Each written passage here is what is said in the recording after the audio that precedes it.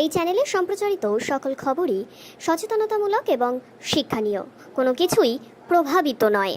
ভারতীয় সেনাবাহিনীর উত্তরাধিকার এবং আত্মত্যাগের প্রতি শ্রদ্ধা জানিয়ে আজ ইস্টার্ন কমান্ডের সদর দপ্তর থেকে 15 জানুয়ারি 2025 কলকাতার বিজয় দুর্গের 77তম সেনা দিবস উদযাপন করা হচ্ছে।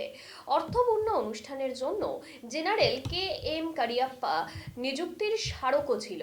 সেনা দিবসের প্রতি আজ অর্থাৎ 15 জানুয়ারি প্রত্যেক বছরই এই সেনা দিবস কিন্তু পালন করা হয়।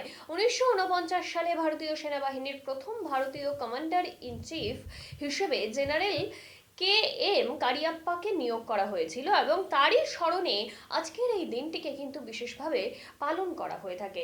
ইস্টার্ন কমান্ডের general officer commanding in chief SM পুষ্পস্তবক অর্পণ করেন, বিজয় স্মারক অর্পণ করেন সেই সাহসী সৈনিকদের প্রতি শ্রদ্ধা নিবেদন করেন যারা কর্তব্যের মধ্যে দিয়ে চূড়ান্ত আত্মত্যাগ করেছেন।